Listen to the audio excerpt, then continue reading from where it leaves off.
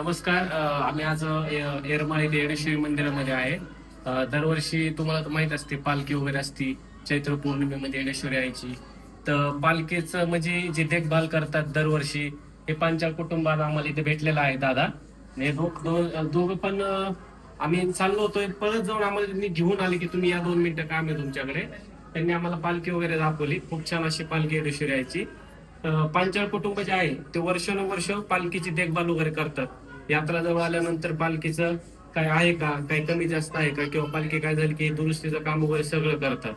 आज त्यांचं खूप मोठं भाग्य आहे की त्यांना दरवर्षी त्यांचा पालखीला हात लागतो व पालखीची सुरुवात त्यांच्यापासूनच होती. मी प्रफुल्ल पांचाळ. आई येडेश्वरीची पालखी आमच्या वडिलांनी बनवलेली आणि तेव्हापासनं वर्षाला मग पालखीला येऊन काय कमी जास्त बघणे, काय कुठले नट वगैरे फिट करणं, साफ करणं, पॉलिश करणं आणि सगळं तयार यात्रेला पण पालखी तयार करून वर्षाला देतो. म्हणजे ही दुसरी पिढी आणि ही तिसरी पिढी वर्षानुवर्ष ही पालखीची देखभाल आणि करतात. आमचं पण खूप मोठं भाग्य आहे की हो. तुम्ही चक्क आम्हाला स्वतःहून तुम्ही बोलवलं आणि भेट हो पण ना, करून भेट दिली घेतली. आणि पालखीचं पण दर्शन झालं. अशी सेवा तुम्ही दरवर्षी करत राहावी. आमची सगळं चाललंय दर्शन होते पण आमचं मोठं भाग्य. धन्यवाद.